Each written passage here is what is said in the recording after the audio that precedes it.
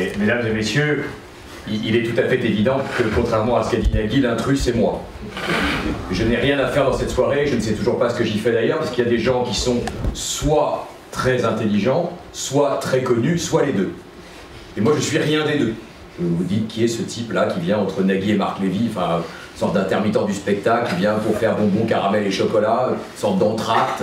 Mais je suis ravi. Puisque voilà, j'ai un rapport à la recherche médicale qui est, disons, varié. Ma mère est infirmière et je suis hypocondriaque. C'est une sorte de revanche sur la vie d'être là parmi vous ce soir. J'ai regardé, parce que je suis avocat quand même de temps en temps, c'est une couverture fiscale bien sûr, mais par ailleurs ça me permet de donner à la Fondation de la recherche médicale, ce que je vais faire dans quelques instants bien évidemment, pour ne pas être totalement un imposteur dans cette soirée.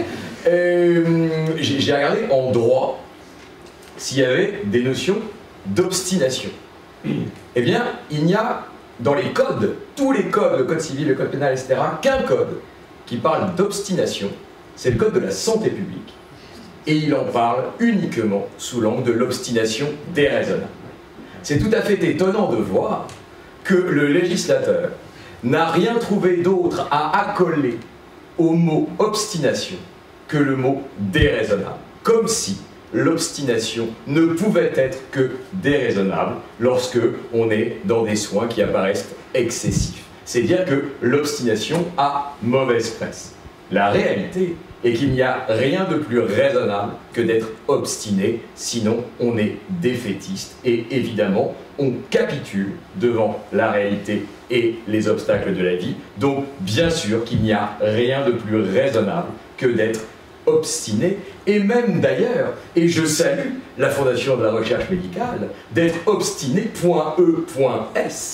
puisque vous avez choisi, dans une modernité qui vous honore, de célébrer aussi l'écriture inclusive et de montrer ainsi que les femmes sont bien souvent plus obstinées que les hommes. C'est comme ça qu'elles nous conquièrent.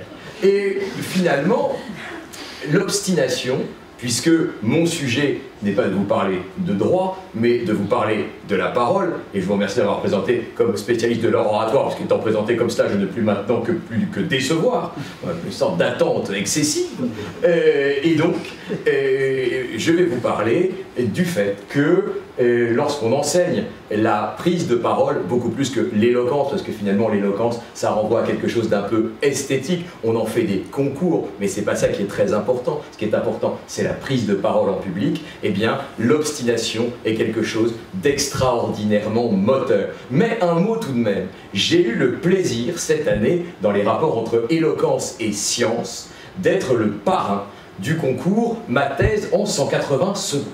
C'est ahurissant. Vous avez là des gens qui travaillent dans un laboratoire, et ils ne voient pas le jour, ils sont albinos, et ils travaillent depuis 3 ans, 4 ans, 5 ans, sur un sujet dont même l'intitulé est inintelligible. Alors vous voyez bien que le contenu lui-même doit être un océan de complexité. Et ils se forcent pendant 3 minutes à l'expliquer à des béotiens, et c'est extraordinaire. On a des gens dans tous les domaines, bien sûr les sciences dures, aussi les sciences sociales, mais ce qui m'impressionne le plus, c'est vraiment les sciences dures. Je trouve qu'il y a chez eux une esthétique de la complexité. C'est-à-dire que j'adore ne rien comprendre. Ça m'arrive souvent, me direz-vous, c'est vrai, c'est pour ça que j'ai une vie joyeuse. C'est ce qu'on appelle l'imbécile heureux. Mais indépendamment de cela, il y a dans les candidats de ma thèse en 180 secondes des trucs incroyables. Il y a un mec qui travaillait avec des nitrates dans des crabes au Sahara, un truc incroyable. Il y a une chance sur 50 milliards de croiser dans le Sahara un crabe qui porte des nitrates. Eh ben non, lui c'est sa vie. Il a dédié 3 ans de sa vie, il a perdu des amis, il a loupé des soirées, mais il s'en fout, parce qu'il est avec des crabes qui produisent des nitrates au Sahara, et ça le comble, et ça c'est magnifique, vous voyez, il y a des gens qui ont une vie beaucoup plus excitante que la nôtre, et c'est cette jalousie que j'exprime aussi dans cette soirée, pour vous dire à quel point, évidemment, les chercheurs peuvent être incroyablement éloquents, et je crois que c'est aussi une condition pour vous de vulgariser votre recherche. J'apprends d'ailleurs que Nagui finance des chercheurs qui martyrisent des embryons de drosophiles. Je crois que L214 est sur le coup. Et ça, c'est extraordinaire. Donc, soyez des chercheurs, mais vulgarisez aussi. Vulgariser, ça n'est pas être vulgaire. C'est au contraire mettre à la portée du béotien le produit de votre science. Et c'est un merveilleux cadeau que vous faites, notamment dans ce concours Ma thèse en 180 secondes, qui m'a absolument comblé, et j'ai trouvé cela merveilleux. J'ai trouvé ça merveilleux aussi parce que c'est une éloquence utile. Souvent, dans l'idée de l'éloquence, il y a quelque chose d'une parole d'apparat, d'une parole un peu vaine, un peu artificielle, purement esthétique, qui n'est pas très intéressante. Ce qui est intéressant dans la parole, c'est quand elle est au service d'une transmission, de la transmission d'un savoir ou de la transmission d'une conviction. Et là, par votre éloquence, eh bien, vous transférez vers le public les produits de vos recherches, et donc soyez des chercheurs, mais soyez des chercheurs éloquents. Alors, c'est pas du tout pour ça que j'étais venu d'ailleurs, mais c'est pas grave, on a toute la soirée, c'est formidable. Donc, je voulais vous dire à quel point enseigner la prise de parole en public comme je le fais, parce que je suis un ancien timide, je le revendique, hein, et donc c'est une sorte de thérapie pour moi, c'est formidable, c'est gratuit, donc au pire c'est remboursé par la Sécu, donc c'est pas grave, en tout cas c'est bien. Donc j'enseigne aujourd'hui, notamment en Seine-Saint-Denis, la prise de parole en public, et je suis émerveillé par l'obstination précisément de ces gamins que je forme avec tant d'autres, avec des slameurs, avec des metteurs en scène, avec des journalistes, avec des recruteurs, avec des spécialistes des ressources humaines. Voilà, on va le samedi matin, au bout de la ligne 13, vous êtes les bienvenus, véritablement. Alors attention, soyons très clairs, c'est la ligne 13 bleue, hein, c'est pas la ligne 13 jaune. Ça, c'est les bourgeois, c'est Agnières. Hein. Donc là, c'est nous, c'est vraiment nos passarades, voilà. Hein. Donc tout au bout, là, la dernière station. Et vous voyez là des gamins qui font ça dans le désintéressement le plus total. Ils n'ont rien à y gagner. Pas de points universitaires, pas de prix. Je crois que comme prix, on leur offre une photo. C'est vous dire qu'on n'a rien non plus à leur offrir, nous, si ce n'est l'amour partagé de la parole. Et leur opiniâtreté à vouloir s'en sortir par la parole. Parce que, vous le savez, et vous en faites l'expérience quotidiennement, on est tous jugés sur la façon dont on parle. Dis-moi comment tu parles, et je te dirai qui tu es. Parler, c'est dire un message, bien sûr, c'est d'abord dire une personnalité. Et d'ailleurs, le français dit « je m'exprime » comme on le dirait d'un fruit qui donnerait son jus. Et donc, parler, avant de dire un message, c'est d'abord accepter de se dévoiler. Et si vous venez nous voir le samedi matin, à partir du mois de janvier, dans l'université de Paris 8 qui nous héberge, vous verrez ces pépites extraordinaires de gosses.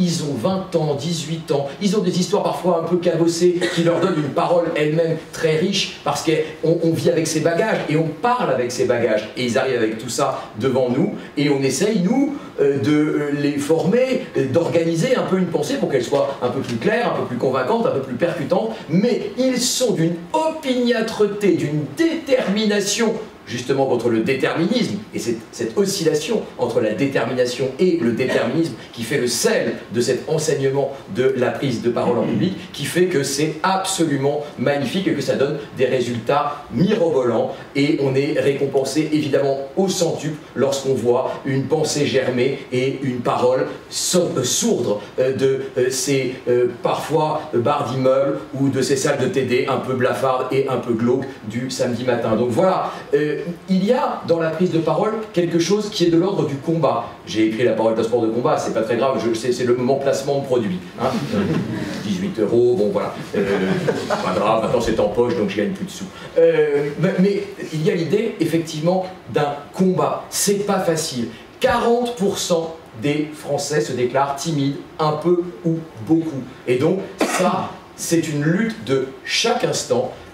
On a coutume de dire que la prise de parole publique, c'est une affaire de confiance en soi. La confiance en soi, elle arrive en marchant, elle part en courant. Et les avocats le savent bien, nous aussi nous sommes des obstinés. Parce qu'on prend évidemment des mauvaises décisions chaque jour, en permanence. C'est terrible. Et on doit combattre, repartir à l'assaut, parce que on ne peut pas se satisfaire d'une défaite, parce qu'elle implique aussi le sang d'une personne. Et donc, nous aussi, les avocats, on est par nature des obstinés, et on transmet un peu de cette obstination à ces gamins qui nous font le bonheur de nous offrir un peu aussi de leur talent, de leur vie et de leur persévérance. Alors, voilà ce que je voulais vous dire à titre d'entracte, avant qu'une personnalité vraiment connue vienne vous entretenir de choses plus sérieuses. Mais comme il se fait microter, j'ai encore un petit peu de temps, et c'est ça qui est extraordinaire, vous voyez, c'est vraiment pour mon caramel et chocolat. Je ne sais pas combien de temps je dois tenir, il va venir se rasseoir et ainsi me suppléer. C'était extraordinairement formidable. Et vous voyez à quel point le timing de cette soirée est merveilleusement fait par la FRN, qui sont des gens magnifiques, scientifiques, mais humains. C'est ça qui fait que ce sont des gens absolument géniaux. Alors évidemment, il y a cette obstination aussi, et je me souviens, peut-être vous écoutiez ça quand vous étiez petit, moi, mes parents m'avaient acheté les vies des grands musiciens récitées ou racontées par les grands sociétaires de la comédie française et les grands comédiens. Et j'écoutais la vie de Mozart par Gérard Philippe. Et je repense à cette phrase qui m'avait beaucoup marqué. Un artiste n'est rien sans le don, mais le don n'est rien sans le travail. Alors, aujourd'hui, faites des dons, et eux, ils travailleront.